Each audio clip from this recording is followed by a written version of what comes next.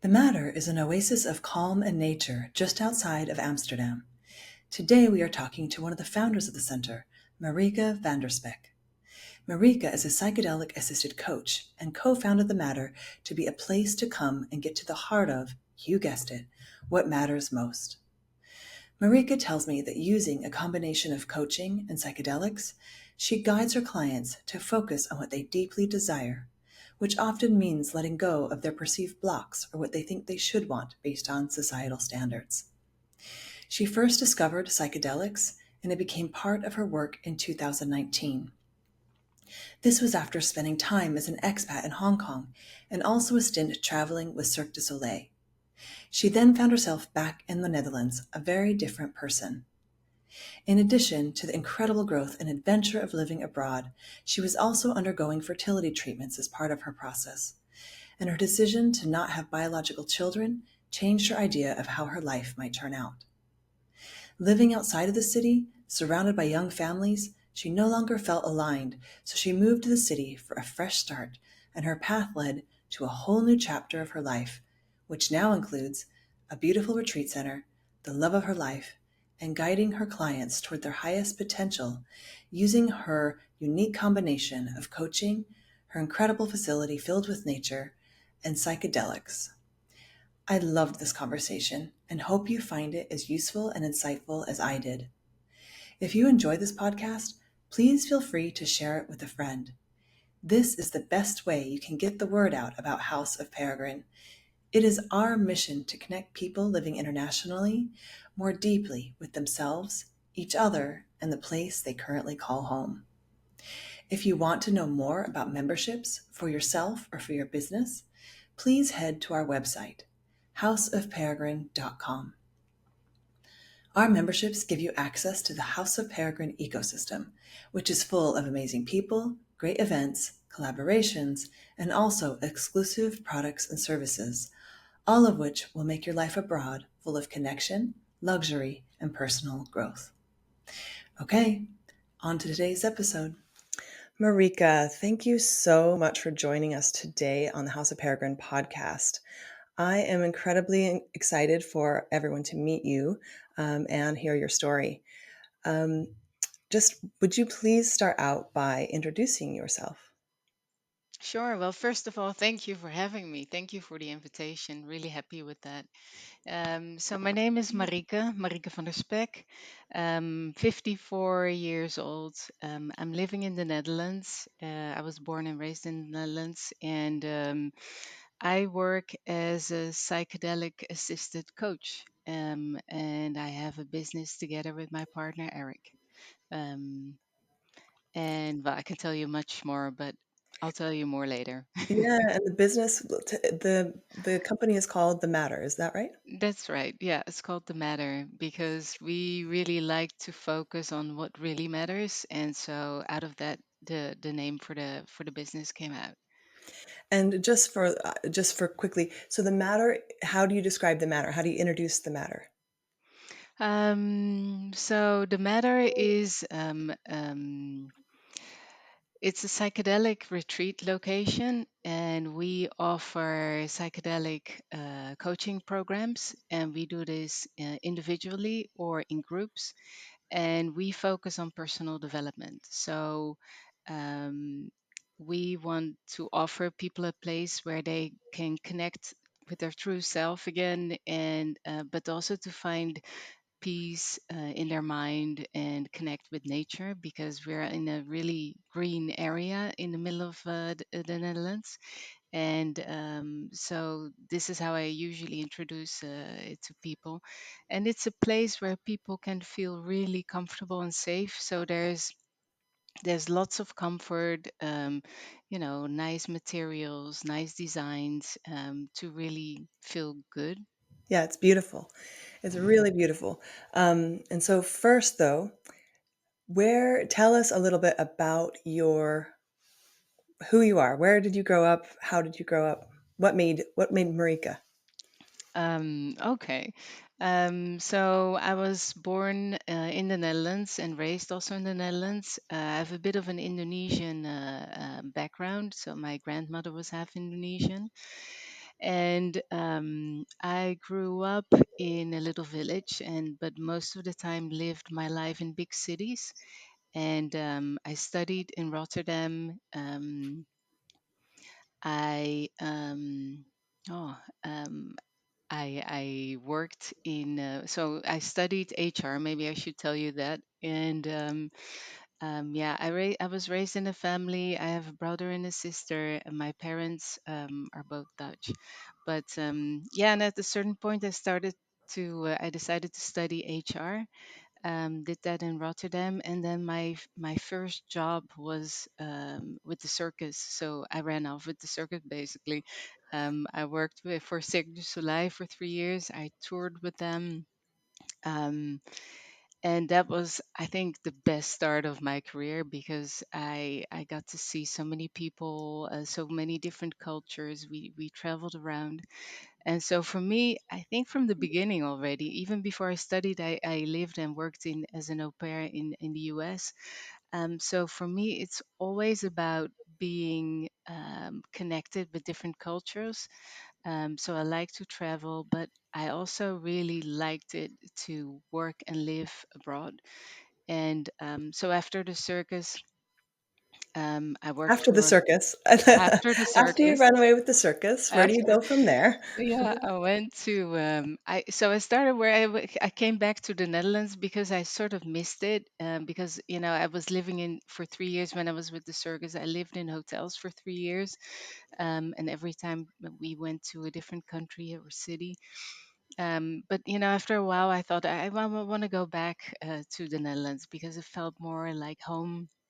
And I started working for corporates in HR positions. And so I worked for big companies like Group Danone and Adidas Group. Um, I got married at a certain point, and my ex was got a how do you say that was sent on an assignment to Hong Kong, and I joined him. And I was like, "Let's go, let's do this." And I knew that living abroad was a nice thing for me, but he didn't have that experience yet. So we moved there, and it was a wonderful time. It was like really an adventure. And in the beginning, I didn't work, and then at a certain point, I started working for Adidas Group again, and it was a really nice, really nice adventure. Unfortunately, it didn't last that long, so we only stayed there for 2 years. But And during that time, I want to talk to you yeah, sure. about at this time. This was a big transition for you. So you were in Hong Kong, doing like really going at it in your career, living abroad with your partner while he was on assignment, and you guys decided. And I asked you if this was okay before, but you guys decided that maybe you would want to start a family. Yes. So before Well, we with left, children, I should say. You were a yeah. family already, but with children, yes. Yes, so just before we left, we went into the cycle of trying, and we got some support, medical support, and we continued that journey in Hong Kong. And What was and that like doing medical treatments for we I would say infertility. Would you call it infertility? Like doing yeah, medical treatments for infertility in a country that you don't know the language or the people as well as your own. What was that like? um, I was really open to everything, and I had the feeling that in Hong Kong things were even on a higher level than in the Netherlands. So I was fine with it. I went also for acupuncture, and this lady, she spoke Dutch as well, so that was a really big help.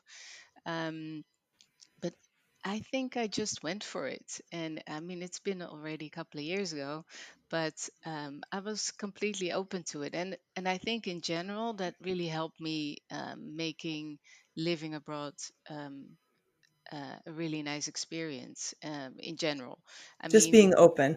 yeah, being open. And of course, I had also tough times, also with these medical treatments.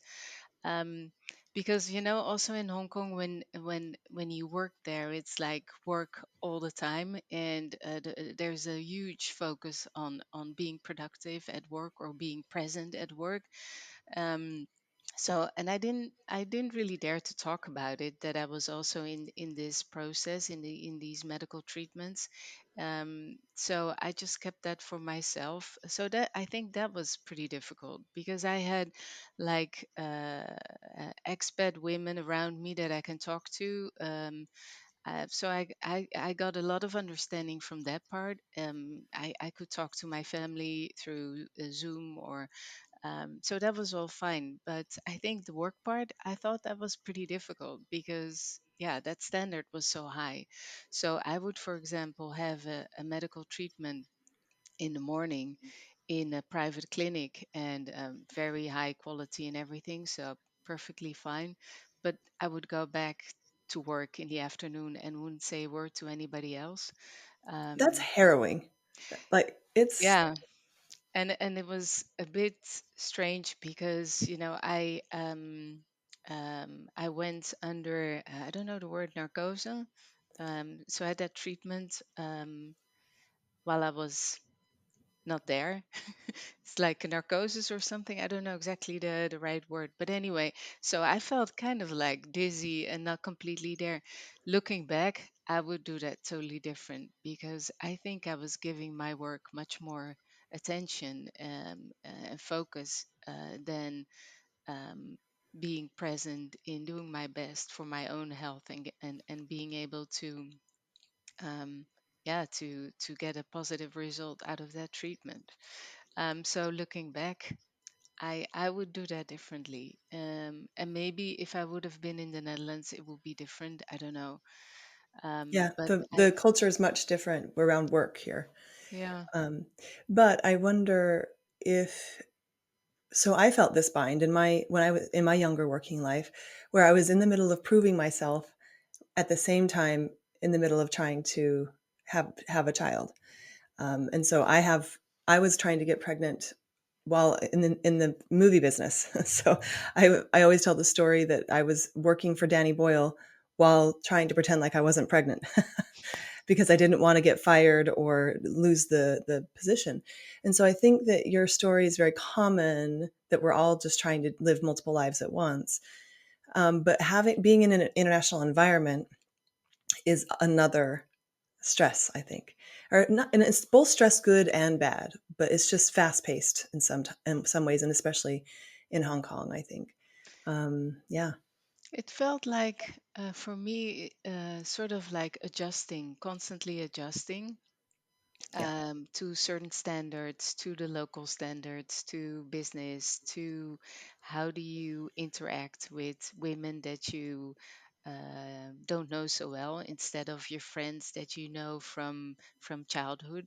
Um, so I think it's constantly sort of finding a way of moving around and dealing with things. yeah, Um, and this, like, dealing with things, sounds small. This was big, but yeah, I went open-minded in it, and I felt really very much supported by the medical clinics, people, professionals around me. But work-wise, it was difficult. Yeah, yeah. That makes sense. And that culture difference is a big deal. And then yeah, there's just so many layers to being an international person.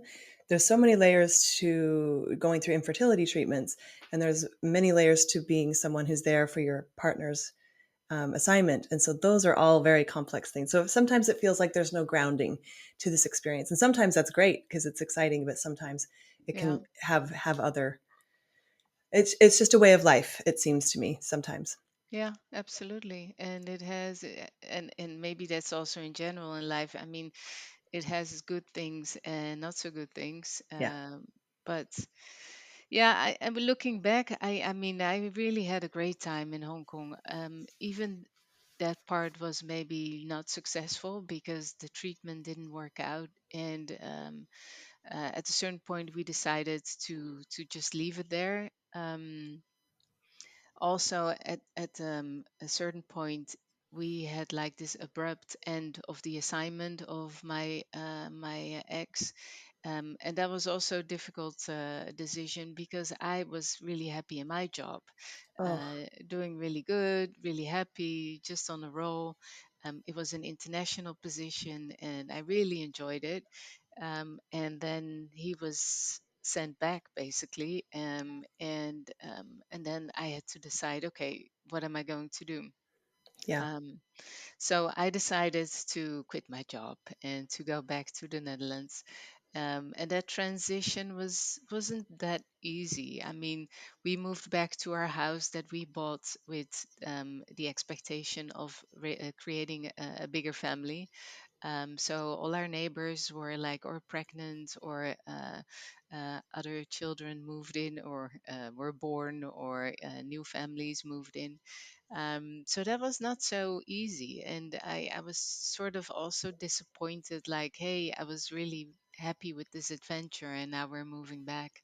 Um, so that was kind of a transition. And I also decided, I mean, at a certain point we decided, okay, we are not going to continue this process, this medical process anymore.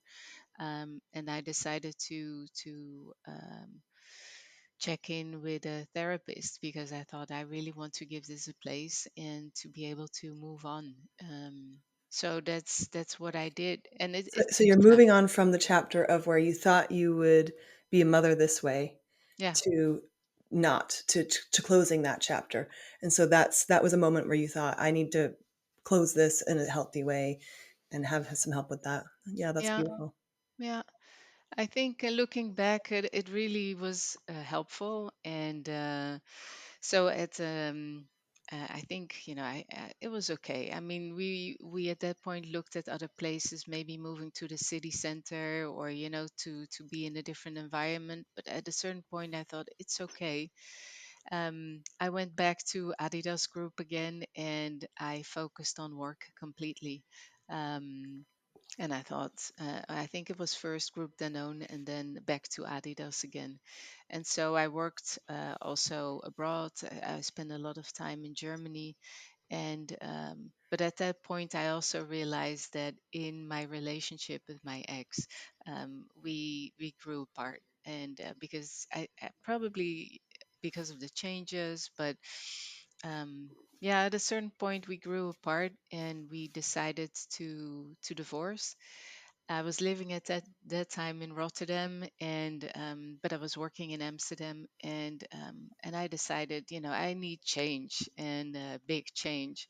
So I grew my hair, and I moved to Amsterdam. 2 days later, I moved to a nice apartment and in the middle of the city. And I thought, okay, let's start this new chapter. And so Wow. I did.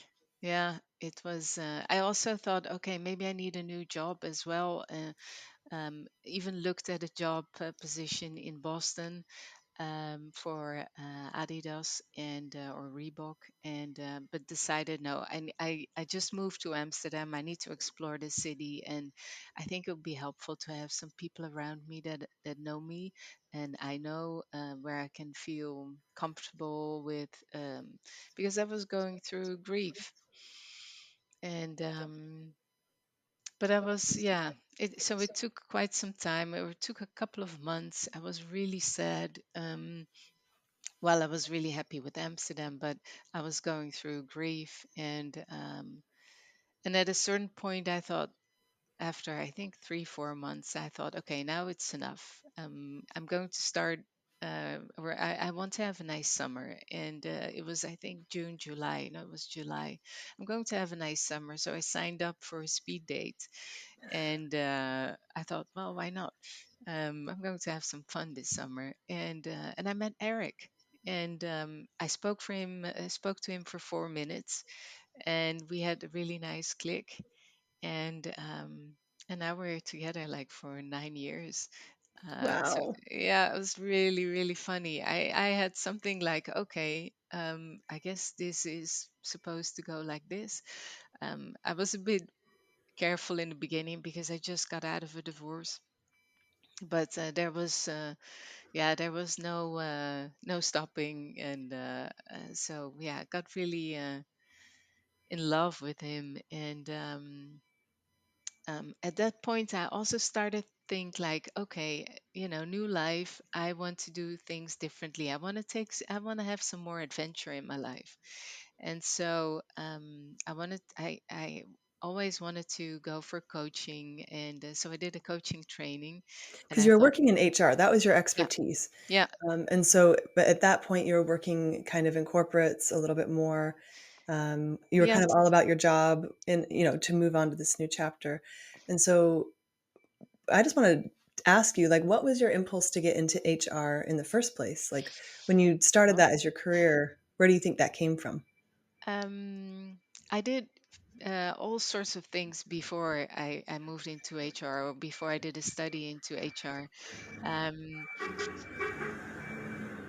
I did all sort of things, and I thought, okay, at a certain point, is this going to make me happy? And at a certain point, I went to be an au pair in the US, and this woman where I was working for, she triggered something in me, and I thought, and she sort of helped me to say, hey, you need to go back to school and do something with your life. And so I did, and I really always feel really nicely connected with people, and I thought, well, let's try this and let's do this. And I think from the beginning I really enjoyed it. And also work wise, you always need to wait and see if it really is something for you. Yeah. Well, my first job was with Cirque du Soleil. um, So the first job you had, you ran away with the circus, which may yeah, have been the perfect combination it for that was. point in your life. Adventure plus, helping people on their career path. Yeah. And I mean, that was a really funny time, because it was with like 100 artists out of all different countries, and a lot of people. I mean, we were all young, having fun, traveling around. It was a huge success, and so it was fun. Yeah, I'm sure it was magical. Yeah, So we find you in your apartment in Amsterdam meeting Eric, yeah, and you're feeling a little bit of a pull towards maybe arranging your life differently yeah, work-wise as well. yeah. So maybe good to know is that when I was working in Adidas, um, it was really interesting. But it was also, and it was European, so I was spending a lot of time in Germany, and I felt like, this is the best place to be. But at a certain point, I was a little bit like, all corporate and reorgs and bonus structures and salary rounds. And at a certain point, I sort of felt like, especially when there was a reorg, that's when somebody needed to um, move out of the company and do something else, I always sort of wondered, like, what are you going to do next? Um, and I also saw, like, okay, you're losing your job, but it could also be some sort of cross point in your life, like, okay, this is happening to you. What are you going to do with this opportunity? And um and I always felt like, okay, I need to do arrange everything, but I really would like to know what's happening afterwards with this person. And so I was sort of started thinking about doing coaching. And so I did an international coaching training. And I thought, well, maybe because I was sort of still hanging on to the safety of having a corporate job, and sort of status also. Oh, I could always say to people, I work for Adidas. And um, that matters, right? yeah, We take on those identities with who what we do for our work, and that's those are hard to shake.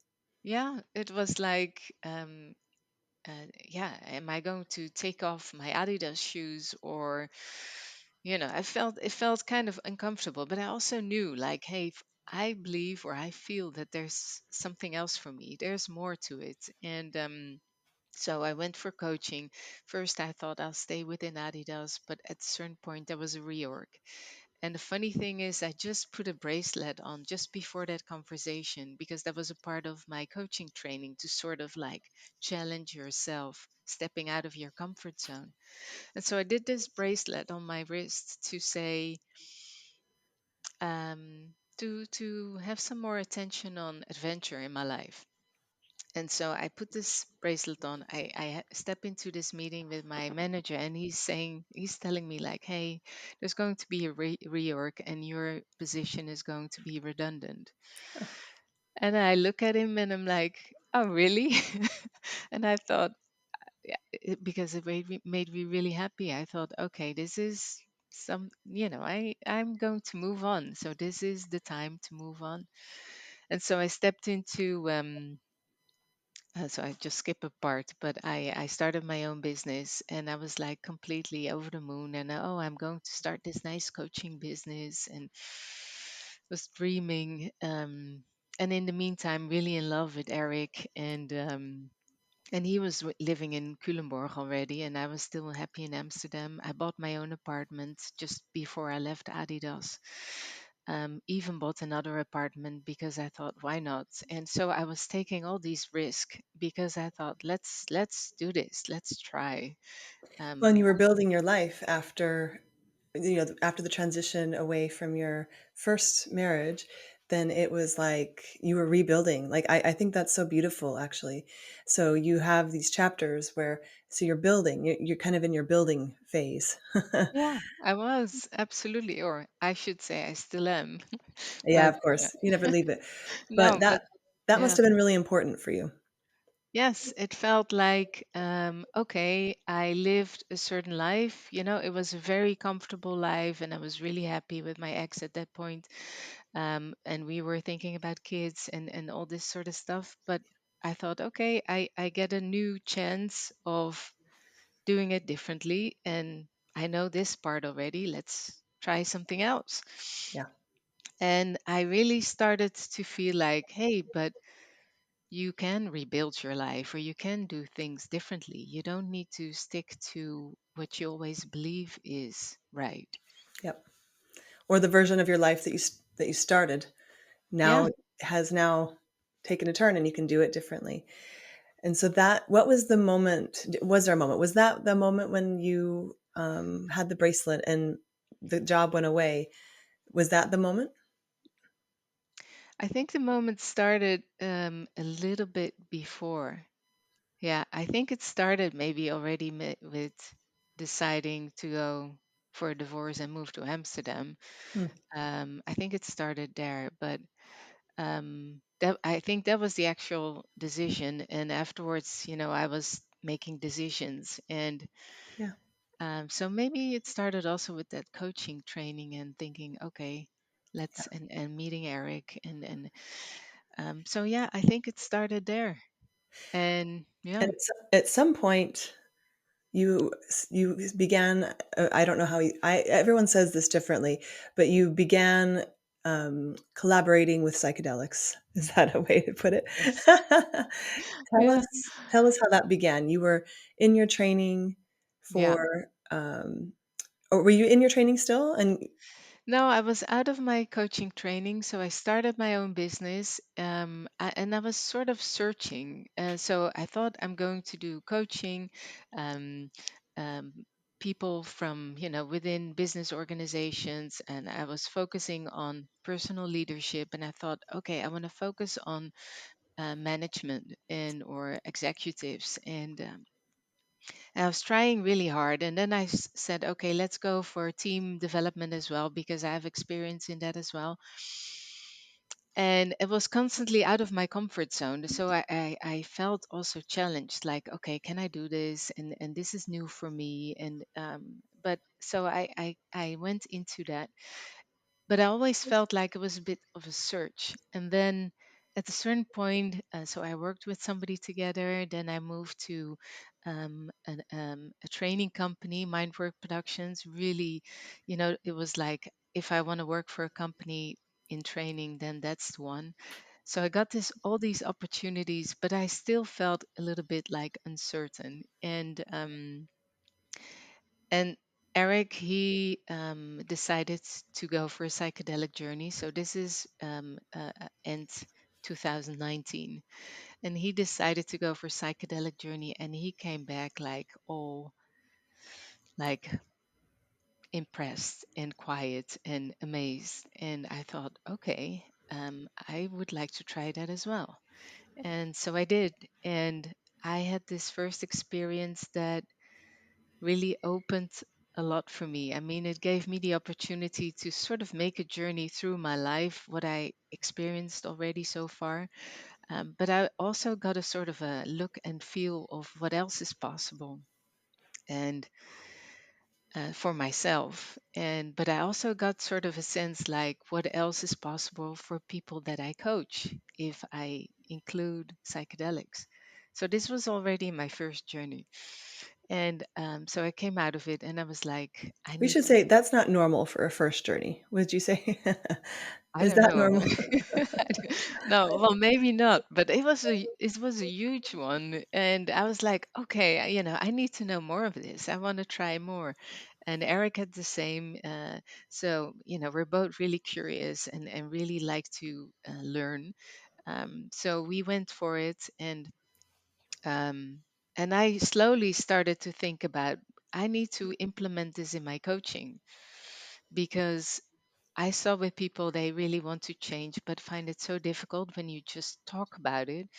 And this went much deeper. And I was like, okay. But I was also a bit scared to do so because I thought I have this hell on LinkedIn and I have this sort of image that I build and with corporates and I know personal leadership and team development.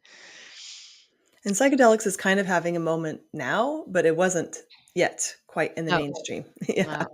So I was really scared. Am I going to talk about this? And maybe, what are other people going to think of this? But, this is also something like a saboteur in me that says, what are other people going to say about this? Or, what do they think about you now? And isn't that strange? And those kind of things. And, but I also felt so strongly that I needed to do this. This is something I completely believe in, and this feels so right. So I started slowly to talk about it first with microdosing, and then I went further. And what I saw was that there are already a lot of people who are offering this and who are doing this. But for I have the feeling often a specific group of people know to find that area or knew that already for a very long time. But there's this huge other area of people, and especially I think people who are working in corporates and um, who don't know anything about this and would like to try this, but find it scary, or they really look for a sort of a place that fits with them or feels Yeah. right for them, with comfort. Yeah. It's like if we're going on a holiday, not everybody goes to a youth hostel or to a simple hotel. Some people want a little bit more. Yeah. So I thought I'm going to focus on that and really on helping people to make that change, but then with the help of psychedelics. And Yeah. And tell us that process. So when you're coaching someone, tell us what the difference is. Like maybe explain it in a way. If no, you and I both have a little bit of, like I have a little bit, you have a lot of experience with this, but I want you to really walk us through what the change, how that it affects change in an individual. So what happens is well, first of all, I talk to people before they start this psychedelic journey. So it's like a process, and it starts with somebody thinking, maybe I'm interested in this, or starts to read about it, and then And so they might be thinking, oh, I've tried to make changes or I want a really powerful change. And it's just not, I can't access it. I can't, yeah, there's I mean, blocks. it could be different. It could be somebody's just curious on one side, and the other one is that somebody's feeling, I need to make a change, or I need to make a decision, or I'm living a life that needs direction, or there needs to be a change. And and people usually say, I find it difficult to do it by talking. It's not working. I'm having difficulties. Or so Like talk therapy is not helping, or just no. coaching is not, and helping is probably not the right word. It's not getting them to where they want to be, Yes. perhaps. Okay. And so when they come to you, they start a process where they're using both modalities in a way. Is Yes. that correct? Is that right? Yeah, so I start with the conversation. We start with coaching, and to sort of explore, like, what's the topic, where are you looking at, or what do you want to get out of it, what's blocking you at the moment, what happened in the past, all that sort of thing. So we start talking about it, like, finding what's blocking, but even more important, what somebody's aiming for, or what somebody wants to change, or so to look over that blockage. Because most of the time, what I see is that people are focusing so much on what's blocking them that they totally forget to think about, like, what do you want to, where do you want to go to, or what would you like. And so this is sort of what we discussed before the session. And then let's say somebody goes into a one-on-one coaching program. Then somebody comes here, and we make sure before that we meet and that we get to know each other a bit prior to the journey. But so when somebody gets here, I show them around. We have lots of nature around us. It's So beautiful. We'll put the link, but the place is beautiful. So you're in the middle uh, of an oasis of nature. Go thank on. Yeah, it's like green, very green at the moment. But and then somebody, our guest will stay in a nice apartment, and we talk a little bit more, like, is there any change, or is there anything what happened in the meantime or whatsoever, but that somebody feels really calm and safe. So that was also the aim of what we built, is that when somebody walks in, thinks, okay, I feel safe here. It feels good. There's like good energy. And then at a certain point, we And there's start. research around this, right? Like if I'm not mistaken, sorry to Yeah. interrupt, but there's research that if somebody feels safe, they journey differently. So Yeah. that all the systems of the body are important to consider when. So you guys have done that. You've taken that into account. Absolutely, yeah. And I mean, they always talk about two things, and it's set and setting. And the set is referring to the mindset. So if somebody feels prepared, I give tips prior. I give them even tips to read books, but also to take some extra rest, eat healthy. That somebody really gets the feeling like, I'm going to do something special. And that special I would see as, you're going to meet yourself, and that in all different ranges, but especially, like, if there's a specific part that you want to look at for yourself, then prepare yourself for it. So that's the set, and the setting is really about feeling safe. So if somebody needs to have a good connection with me, um, needs to, like I said earlier, feel safe, but also rested, and yeah, sort of ready to let go of control, because that's the whole thing. Yeah. And when you say you're getting ready to meet yourself, people rate this as a peak life experience. Like Mm, these types of journeys are like yeah. peak like life experiences, and so it really is, I think, you're preparing people for something that usually people find very special. Yeah, absolutely. And And within that journey, when we say you meet yourself, that's rather vague and it can mean something different for everybody. But what is, not to get into it too much, but I want to just give a little bit of a notion. What is happening in the brain and body when we're journeying? And is this, when you guys are doing this, is this more of like this is a larger dose, so people are laying down for yeah. 5 to 8 hours, is that right? Yeah. Yeah. And they're kind of in their own space, Yeah. and you're there, but what is happening to them in that time? Okay. So what's happening is that maybe first to explain what's happening in the brain is that when you take psilocybin and you drink it through a tea, so you have magic truffles and we make a tea out of that. And when you drink the truffle tea, then at a certain point you feel that the psilocybin is starting to work. And what happens in your brain is that your default mode network, and I would say, your automatic pilot, where all your automatic thoughts and patterns and how you make decisions, all these kind of connections in your brain is becoming less active. So your body continues working, but all those thoughts become less active, and the psilocybin um, is activating certain parts in your brain that are connected to learning, dreaming, feeling, sensing. um, and so what's happening is that you're going to walk a new, let's say, pathway in your brain.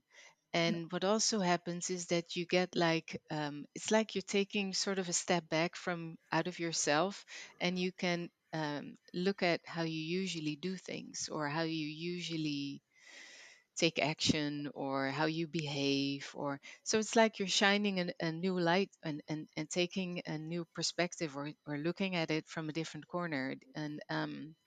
And so that gives a lot of clarity in your brain.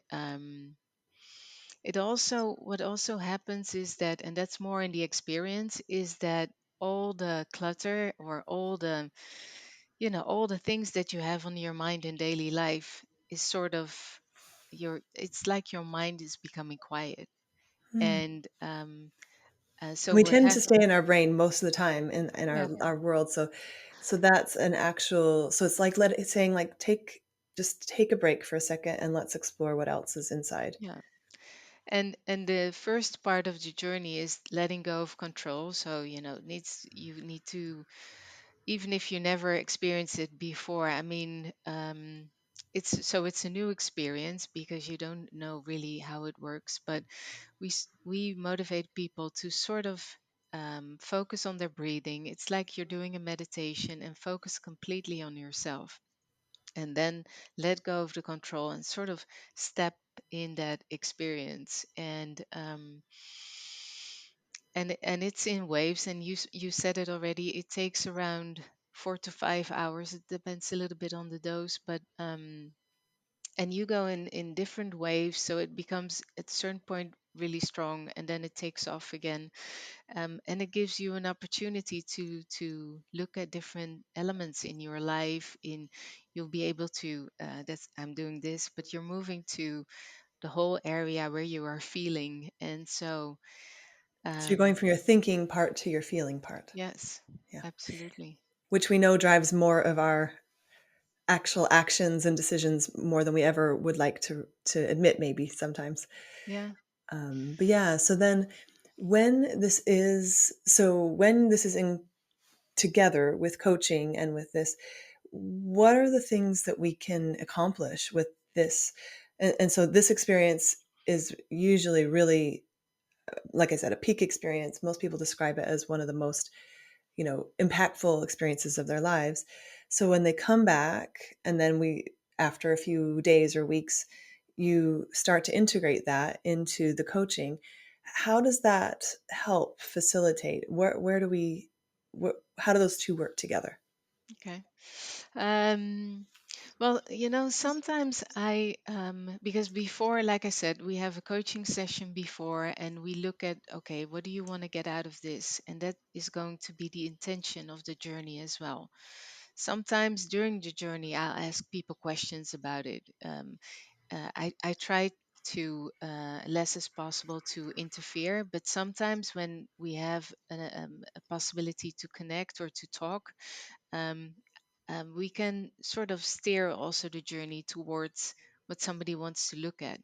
And so, like I said, you get these perspectives. You get People tend to focus very much on what's blocking their growth. And what I do is I invite them to look beyond and look like, okay, what is possible? So, Hmm. what's possible is that they are able to get a look and feel already of what they really want in their life, or what they really would like to change. Or so it's already sort of like you experiencing it almost. And Mm. and I want to make sure that people really remember that part. Yeah. It could also be that they will experience certain emotions that are stored somewhere in their body and that needs to be released. So that could be, and it could be nice, and it could be challenging. I mean, those two sides are part of it, because what I also tell people is that it's like a whole range of emotions, and they're all part of you. And but being able to experience that makes it, after the journey, so I get to that point after the journey, to um, first of all, I think, doing a psychedelic journey, most important is that you can trust yourself, that you can do this. And so it's also overcoming certain maybe fears, or letting go of control, that could already help you to take certain steps in your life, Yeah. because you did this. um, And I'd like to say, like, something that instead of, so there's letting go of control, but the other part, the other side of that, for me at least, was trusting your breath. hmm, So I focused more on trusting myself instead of letting go of control, because letting go of control was such a, like, a loaded term for women. Like, it's all about control. And so when they reframed it, or they gave it to me in, like, just trust your breath, that was, I always had that. You always okay, have your yeah. breath. And that, it's really beautiful and actually useful when you come out of the journey, is this trust your breath. You always have that no matter what. And that's super nice. And so when they come out, and you continue their coaching, how what do you have to work with? Like, what are the possibilities then? Do you feel like they're just more able to explore more, or see again past the blocks? Well, what I see is that people get insights during the journey, and they will be able to remember that afterwards as well. I mean, you won't be able to remember everything, and but that's okay. You don't need to really remember everything. And sometimes people even find it difficult to put words to it. But I think most important is that you feel, or that you sort of recognize certain feelings, that you feel like, okay, I can do this, or actually I have a better idea, or moving into a certain direction, or I'm going to take that decision, because things become more clear. All the clutter, like I said, all the noise is gone during a journey like that. So you'll be able to connect so much better with your with your conscious being, or you become so much more conscious of what's really important to you. And based on that, so that's also what we do in the coaching afterwards. So right after the journey, we have a conversation. People stay here overnight, because I want them to also have the space to give themselves, to sort of let all the um, let the whole experience sort of sink in. um, and it's quiet, and people can connect with nature. But then the next morning we have breakfast together, and we already have this first conversation, like, hey, how do you look back, or what's really important? And one of the biggest questions I always ask is, what do you want to focus on in the next coming 2 weeks?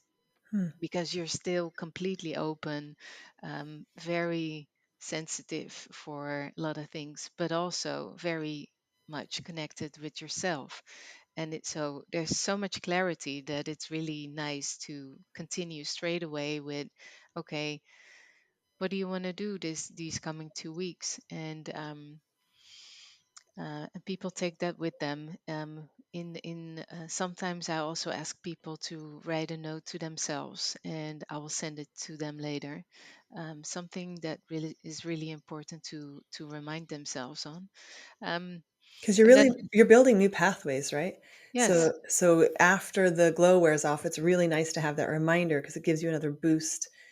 And what I found is it gives you, when you have those little glimmers, like those little things, then it can bring you back into that part of the journey, or it comes up. Mm. And then you might make, again, slightly small decisions, but they're on a new path. Yeah. So what happens, like I said earlier when I was explaining what's happening in the brain, is that so you walk that new pathway during the journey, and it could feel really good. But if you afterwards you need to continue walking that pathway again, because otherwise you go back immediately to the really strongly paved pathways Yeah, that it's nice. It makes sense to everybody. You make sense to everybody on that path. And so it's yeah. much easier to go on that one. And it's not usually drastically different, but would you say, like, it's not like your personality changes or something, but it really does feel like it's the small steps that Yeah. get you to a new place. Yeah. That's how I would describe it, at least. Is that match your experience with Yes. coaching and with yourself? Yeah. Yeah. It's not like people are driving home and say, okay, now, I'm going to quit everything and I'm Yeah. going to do it completely different. But especially because you need to maintain that new path yourself. Yep. So if you really want to make that change, then you can focus on it because, you already sort of cleared the way, but you need to continue it. And yeah, And so that, that's where the coaching support is a little yeah. bit. Yeah. And I also see like some people need a lot of support in that, and others they feel so strongly about it that they don't need that much support. I always send the playlist, so the music that I play, that is for everyone different. So I send it to them afterwards, so they can play the music again that they heard during the journey, and that really supports as well the whole process of integrating. So after the journey, what people are doing is that they get lots of insights. Um, they give the, and they I think people should take some time to integrate that. The music can help, but also slowing down, being in nature, taking really good care of themselves because that connection is still so strong. Yeah. Taking time for themselves, and especially um, give attention to the things they want to change. I mean, if a lot of things are good, then keep it that way, and that's what people do as well. But it's definitely helping them in making that change. Yeah. And what do you see? What do you see most often? Let's give an example, a concrete example. Do you have an example of someone who wanted to change something? And the funny thing is, and this is, I'm asking you this, it seems to me that the small things affect the big things, but we can't always see the small things, or at least know what really can make a difference. And so is that, give us an example of like a goal someone had and then they were able to kind of navigate to that through the coaching process.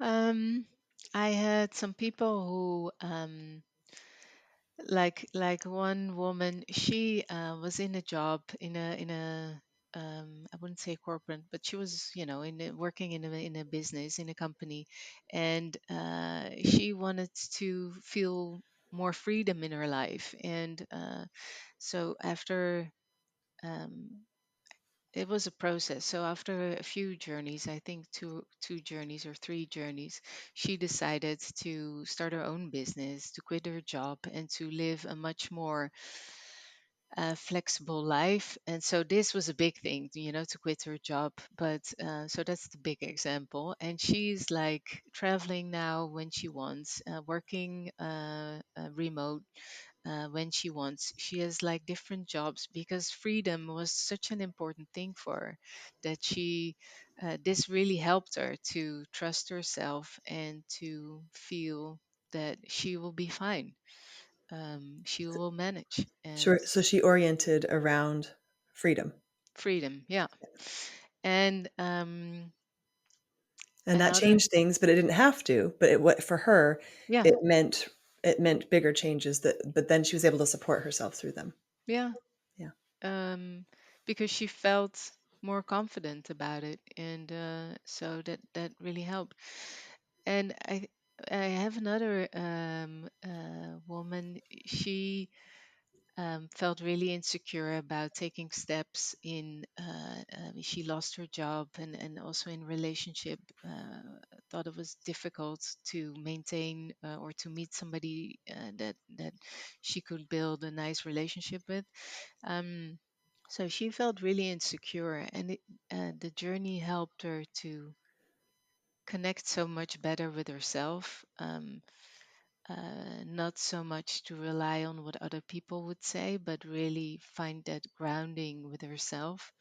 And so that didn't bring like a major change, but it made her much more confident in the choice the choices she wanted to take in life. And so she's now also working on setting up her own business.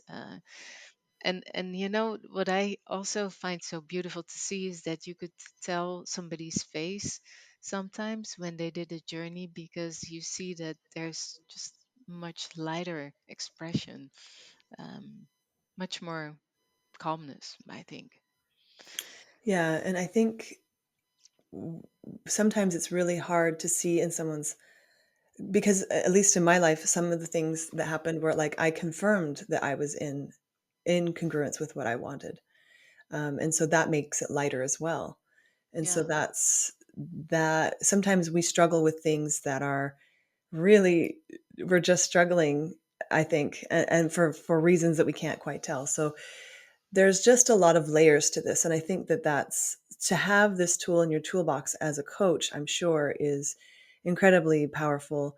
And yeah, I would say that it's really really interesting to have that, and it's coming more and more to the world. But you were kind of operating when you guys started the matter. This wasn't a common thing, I don't think. Is that correct? No, no, it was not common. And I think what is not so common is that we really focus on personal development and mental wellness. Um, and most people or most organizations are much more focused, I think, in having an experience. Also, when we started our business, what I noticed is the organizations who did this at that point, they didn't show their face. So I had no clue if I wanted to do a journey, psychedelic journey somewhere. I had no clue who was behind it.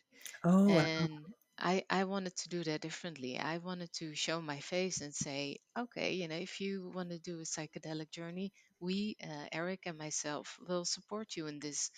um, because I thought, why not showing your face? I mean, in a way, I understand because I had difficulties of doing that as well in the beginning. But a trust is a really important thing, in doing a psychedelic journey. And do you If think that was mostly because they didn't want, it was kind of unsafe, they felt, you think? Because it wasn't quite as common, it was kind of underground still? Yeah, I think so. Well, and in a way, it wasn't. I think mostly it was because it was uncommon, maybe, or people maybe were afraid to, I don't know, maybe do something illegal or something. Hmm, But no, I. But I think what's important, what you mentioned, is that it doesn't have to. The outcome of a psychedelic journey doesn't always have to be huge. It could be like small things, because when you make small changes, um, you change direction as well. yeah. And if I how because you did a psychedelic journey as well, right? Yeah, I've done 2, and Okay. and I've been focused on relationship growth, and so those are big journeys for us, and we did them individually. But that so he's done individual journeys, I've done individual journeys, but that has helped. So we've been together 20 years, 21 I think actually. But and so that when you're in those, so you can be in a pattern with yourself, which is what you're kind of talking about, which is really important. So then you mix that with the pattern that the relationship has, and it makes that mindset again double, where you're like, I want to get somewhere, but we're focusing on the stuck parts. And so, but how do we unstick the stuck parts? And that I really think that there's not another way we could have gone through some of the things. And the interesting part is they weren't like life altering, big things, but they were big for us. They're big for individually for us. And I think that might be universal. Um, but that's what I've noticed is it's the little things, the little realizations, the things that come to you after, months later sometimes, where you just have an insight into, again, like you said, your thinking brain is always on, but they always say the longest journey is from the head to the heart, right? Like, and that is true. Like never has something been more true. And so that's been my journey. It's been more that. And so what I really love is that you're focusing on people's individual growth, but also within what they want to accomplish and create in the world. And so that's another, there's so many modalities or so many uses and places in our lives where we can focus. And so what you guys are doing with you and Eric is, and also you do three things, it seems to me, like you host the gatherings for other organizations. Is that right? Yes. Yeah. Um, then you have your own coaching, and then you give people the opportunity to do it with psychedelics as well. You don't offer coaching without psychedelics, is that right? No, no, actually not at the moment. And I moved from doing coaching and training without psychedelics, and then, but my passion is to work with psychedelics, and so now there's so much going on in coaching and with psychedelics that I hardly do any other coaching anymore. Yeah. And that's fine with me. I'm completely happy with this. This is what I want to do, and I really get a lot of energy out of it as well. So How do you describe your relationship with, so I feel like there's like thousands of ways to talk about working with psilocybin particularly. mhm. Do you feel it's a collaboration? Do you feel like it's a tool? Like tell us a little bit about how you see your relationship with this. Nice question. uh, I see it as well. I think I see it in different ways, or I shouldn't say I think, but I feel like I have a different relationship. I see it as a tool, um, and um, and I see it also as some sort of a collaboration, because what happens is that when I'm with somebody who's doing a psychedelic journey, um, and my client is doing it, let's say herself, and I can sort of journey with her alongside. Well, I'm not taking anything, but I have the feeling I can sort of join her during her journey. Um, at certain points, and check in with her, like sometimes she will say, hey, I'm here, or I ask her, where are you, or uh, what is, or she's sharing like what's happening, and so I can interact a little bit to see, okay, this is what we discussed before, and um, this is where what you would like to focus on. um, so I see it as a collaboration tool, I guess.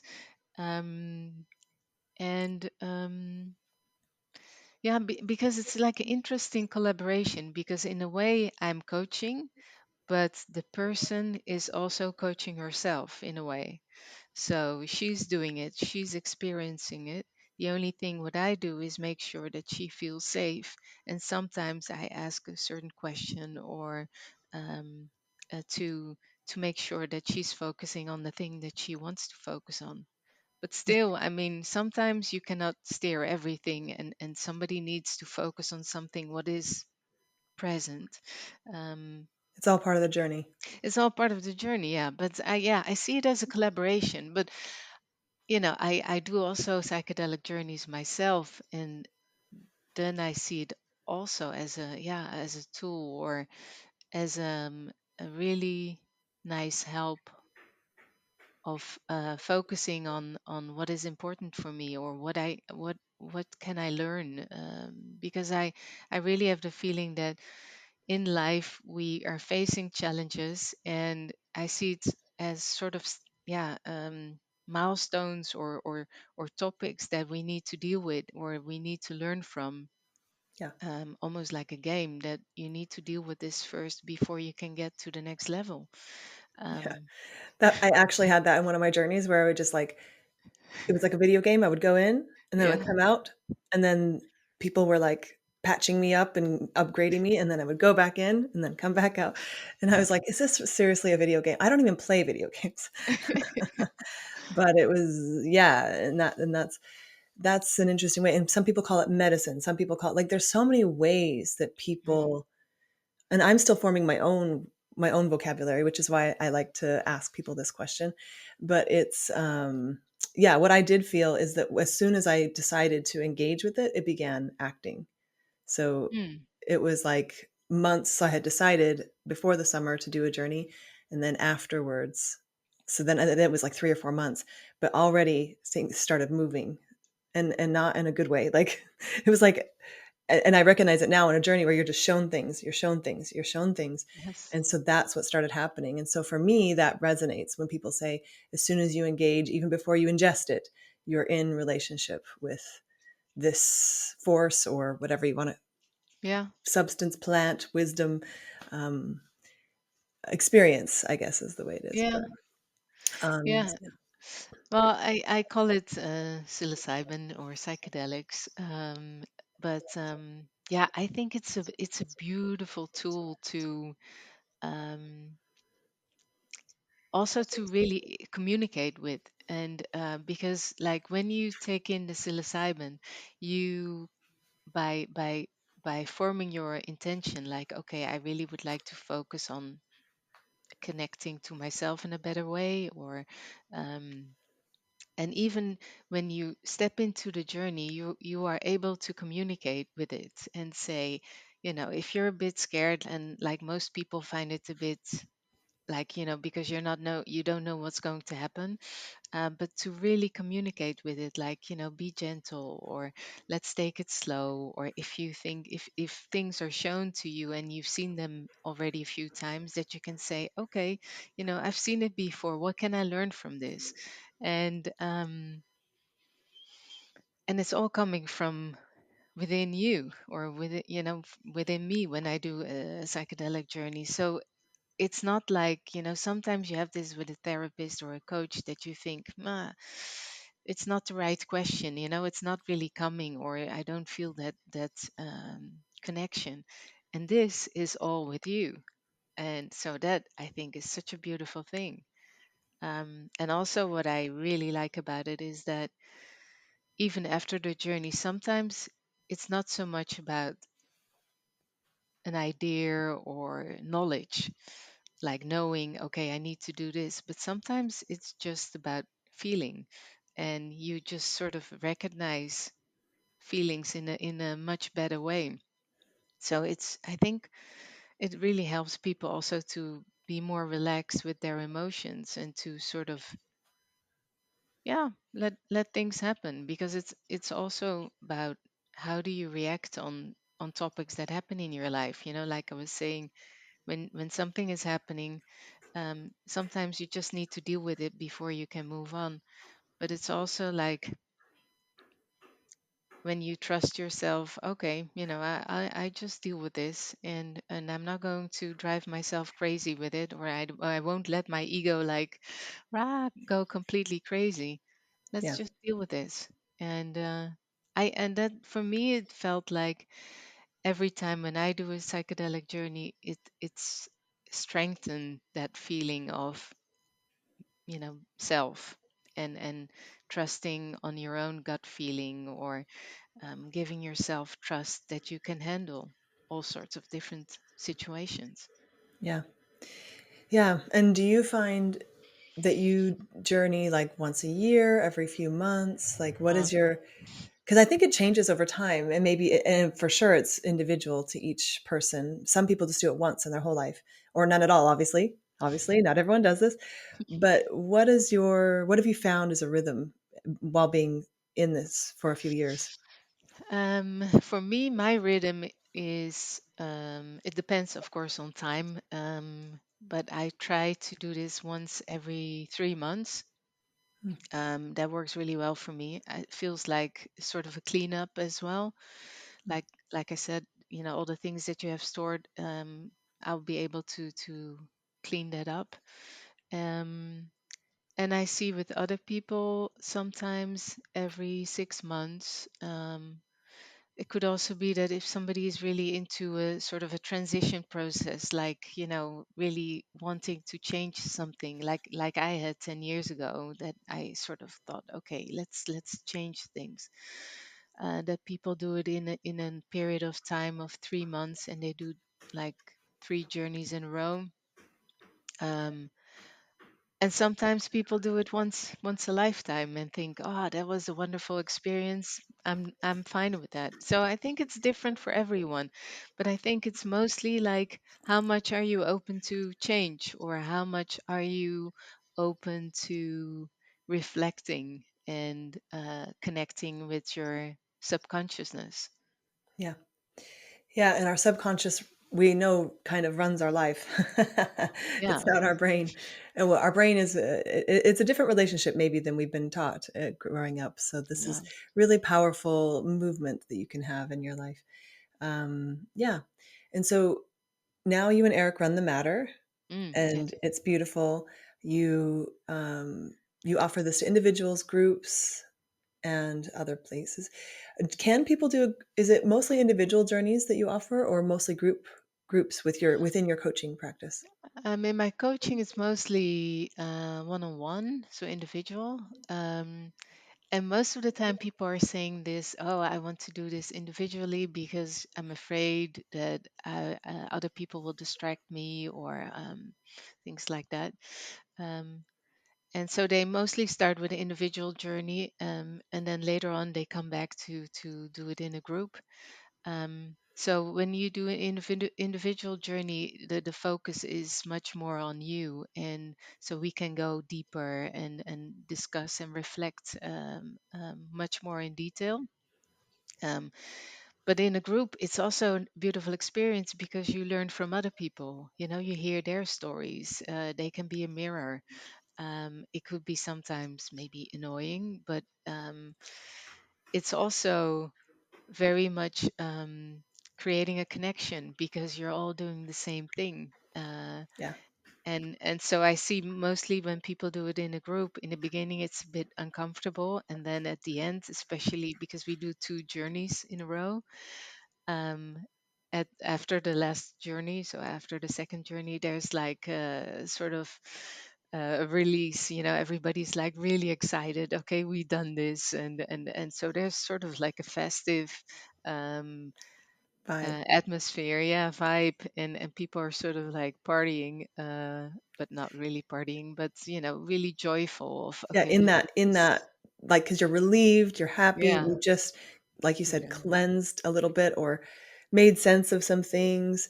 And you said something important that I don't want to miss. So you do two journeys as a group or an individual. So you do 2 days then, or 3 days. Yeah, so we do 3 days mostly. And when people are coming from abroad, we always advise them to come a day before, a day earlier, because otherwise you're still busy with, airports and things like that. And then on the first day, we do an ice bath and a breathing exercise. And then we do a journey with a medium dose. Mm. So that gives you the opportunity to sort of get used to the substance a little bit, and how does it work? How is it to be in a yurt? Um, how is it to do a journey in this group? So during that first journey, you will be able to get rid of what's on the surface. Yeah, that, so Um, you're orienting. It's like you're learning to operate a little bit. That's super useful. Nice. Okay. So that's yeah, the first day medium dose. You're like, okay, this is what it feels like to fly the plane. Yeah, type of feeling.